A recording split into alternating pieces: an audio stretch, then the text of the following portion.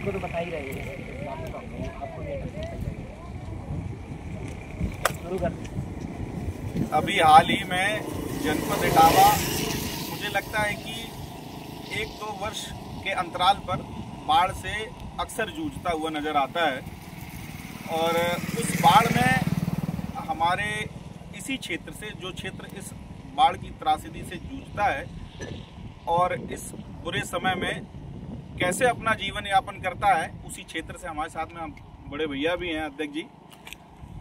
अक्सर देखा गया है कि ऐसे क्षेत्र जंगली या यूं कहें कि यहाँ जॉली फ्लोरा बहुत है और उन क्षेत्र जॉली फ्लोरा से घिरे हुए स्थानों में ऊंची जगह ढूंढ करके यहाँ इंसानों की बसावटें हुई और वहाँ जहाँ उन्हें ज़मीन समतल मिल गई थोड़ी बहुत, वहाँ उन्होंने अपनी कृषि योग्य ज़मीन बनाई और जिससे उनका जीवन यापन चलता था और यहाँ जानवरों का मुख्य रूप से पालन किया जाता था। यहाँ एक हंसा बकरी है और तोतापरी बकरी, और हंसा जो है उसकी शायद यहाँ पहचान ये है कि 24 इंची कान होते हैं और तोतापरी वो बकरी है बिल्कुल गुलाबी होती है, कहीं भी उसका कोई भी अंग ऐसा नहीं होगा जहाँ एक मस्सा भी काला हो, बिल्कुल गुलाबी। और ये दोनों बकरी की वो प्रजातियां हैं जो बहुत ऊंची होती हैं और बेहद खूबसूरत होती हैं। बकरियों में सबसे खूबसूरत प्रजाति की यहाँ बकरियां पाई जाती हैं। अभी 4-5 दिन पहले ये क्षेत्र बिल्कुल भी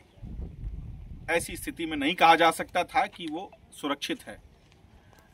यहाँ के लोग हर पल इस बात के भय से परेशान थे कि ये बाढ़ कितनी और ऊंचाई तक जाएगी और हम कहां तक हताहत होंगे। इस समय हम पचनद के पुल पर हैं और ये पचनद पुल ऐतिहासिक पुल है क्योंकि दुनिया में एक ही जगह ऐसी है जहां 5 नदियों का संगम होता है। और इस तरफ अगर हम देखें, इस तरफ, तो इस तरफ 3 नदियों का संगम आ रहा है हमारी तरफ, सिंध, कुआरी और पहुंच। सिंध नदी से ही कुआरी निकलती है सियोल के पास, शायद ये सिंध नदी जो है, सिंध नदी से ही कुआरी नदी निकलती है सियोल के पास और वो यहाँ आकर के पचनद पर वापस सिंध में मिल जाती है कुआरी। और ये सिंध, कुआरी और पहुंच, इन तीनों नदियों का वेग इतना ज्यादा है क्योंकि ये मौसमी नदियां हैं, लगातार इनमें पानी नहीं बहता है और बरसात के दिनों में सारे समग्र जंगली क्षेत्र से जो भी यहाँ बसावट है उस क्षेत्र का पानी इकट्ठा होकर के इतने वेग से बहता है कि ये पानी जब इस तरफ आता है और इस पुल के इस तरफ अगर हम नजर दौड़ाएंगे तो ये जो धारा दिख रही है उस तरफ जो धारा दिख रही है वो धारा चंबल और यमुना के संगम की धारा है। तो इधर से 3 धाराएं, सिंध, कुंवारी, पहुंच, और उधर से चंबल और यमुना, ये दो धाराएं यहाँ पर 5 इकट्ठी हो जाती हैं, इसलिए इस जगह का नाम रखा गया पचनद। और इस संगम की वजह से ये भूमि बहुत ही पावन और ऐतिहासिक हो जाती है। दुनिया के भूगोल के नक्शे में ये जगह ही इकलौती ऐसी है जहाँ 5 नदियों का संगम है और हम सभी लोग इस बात के लिए शुक्रगुजार हैं कि हमारे माँ बाप ने मुझे इस धरती पर यहाँ पैदा किया। और ये जो 5 नदियाँ हैं इस दिशा में चली जाती हैं और इस दिशा में जब ये आगे बढ़ती हैं तो 4 नदियों के नाम यहाँ समाप्त हो जाते हैं। जैसे चंबल का नाम वहाँ भरे में ही समाप्त हो जाता है, चकरनगर क्षेत्र में भरे है, वहाँ पर भारेश्वर का मंदिर है भगवान शिव का, वहाँ पर चंबल नदी यमुना में मिल जाती है, फिर यमुना बनके इस धारा तक, इस संगम तक आती है और यहाँ से ये सिंध, कुआरी, पहुंच, इनका भी नाम यहीं से समाप्त हो जाता है। फिर यमुना के रूप में ये धारा आगे बढ़ती हुई और प्रयाग के पास गंगा में मिल जाती है और गंगा नदी फिर आगे बढ़ती हुई सुंदरवन के डेल्टा में बंगाल की खाड़ी में गिर जाती है जी।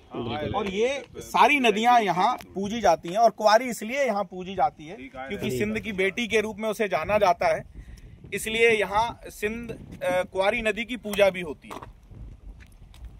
सिंध की बेटी के रूप में जाना जाता है इसलिए, और बेटियों को यहाँ इस क्षेत्र में, उत्तर प्रदेश के इस इलाके में बेटियों को देवियों का दर्जा दिया जाता है, उनको पवित्र, शुद्ध और सबसे ऊंचा दर्जा दिया जाता है।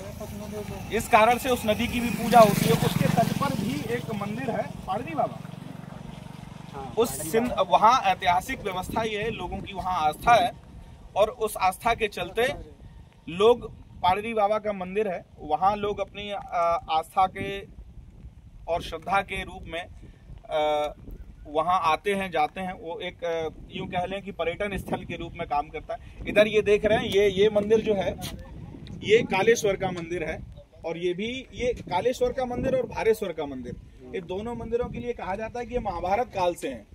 हाँ। इनकी ऐतिहासिकता ये है कि ये महाभारत काल से कहे जाते हैं। इस मंदिर के नीचे ये छोटा सा जो पेड़ दिख रहा है, छोटा क्या बहुत विकराल है, लेकिन इतनी दूर से ये पानी में डूबा हुआ है। इसके नीचे चबूतरा है, यहाँ लोग बैठते हैं, उसके पीछे सीढ़ियां हैं, वहां लोग नहाते हैं।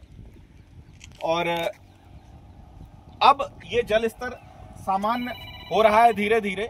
तो यहाँ के क्षेत्र की जो बहुत ज्यादा बड़ी आपाधापी भरी समस्या थी कि बाढ़ में क्या होगा क्या नहीं होगा, अब वो जल स्तर सामान्य हो रहा है। और सामान्य होने के साथ साथ यहाँ के लोगों का जीवन सामान्य तो हो गया है, जल का खतरा तो चला गया है, लेकिन अभी भी ये जो जल है ये इसमें बहुत मिट्टी है, बहुत मड है। और ये 2-2 फीट, कहीं कहीं 4-4 फीट, 5-5 फीट ये अपना मलबा छोड़ जा रहा है जिन गांव से पानी उतर रहा है। और वो मलबा अब ज्यादा खतरे का, क्योंकि पानी के कारण तो लोग वहां जा नहीं रहे थे क्योंकि पानी है, डूब जाएंगे, लेकिन मलबे में उन्हें दिखता है कि ये जमीन है, लेकिन वो जमीन ना होकर के वो दलदली क्षेत्र है जहां यहाँ के जानवर, अभी 2-3 घटनाएं हो गई, कुछ जानवर भी वहां फंस के मरे हैं।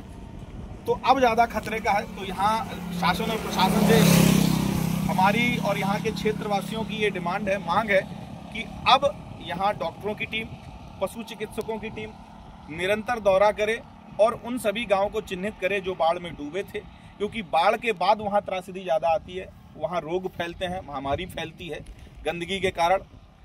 तो इस सब से बचाव के लिए सरकार को, शासन को, प्रशासन को, जिला स्तर पर डीएम को, एसपी साहब को, सीडीओ साहब को, जो भी इस व्यवस्था से संबद्ध रखते हैं, उन्हें यहाँ चौकसी रखनी चाहिए, लगातार अपनी टीमें भेजनी चाहिए।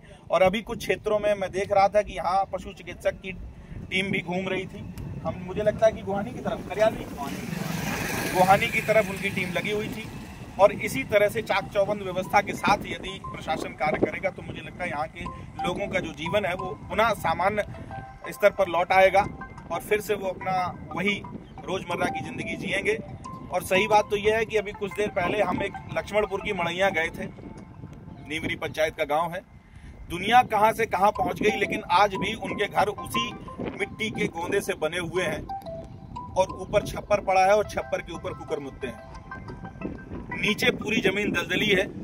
सुरक्षा के नाम पर सिर्फ और सिर्फ उनके पास पड़ुआ मिट्टी है जिससे वो अपनी दीवारें रखते हैं, पुतते हैं।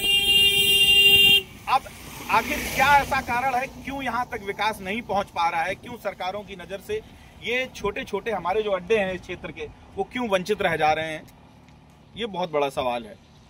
और यहाँ के लोगों का कहना है कि वो छोटी छोटी क्षेत्रीय राजनीति की भेंट चढ़ जाते हैं। सही बात है। तो मुझे लगता है कि सरकार को, यहाँ के एसडीएम महोदय, इस तहसील के अपने अपने लेखपालों को, क्षेत्रीय लेखपालों को और ग्राम पंचायत मंत्रियों को ये सूचना भेजें और उनको निर्देशित करें कि ऐसे छोटे छोटे अड्डे चिन्हित करें और चिन्हित करके उनकी पहचान करावें, जहाँ जो भी जैसी उनकी आवश्यकताएं हैं उसके आधार पर यदि उनके आवास नहीं है, शौचालय नहीं है, तो उनको वो सरकार मुहैया कराए। और इस बारिश में भी ऐसे कच्चे मकान गिर जाते हैं, धस जाते हैं। एक मकान तो ऐसा देखा चारों तरफ से फटा हुआ था, उसमें दरारें थीं और छोटा सा बच्चा उसमें खाना खा रहा था। किसी भी पल वो मकान बैठ सकता है, गिर सकता है।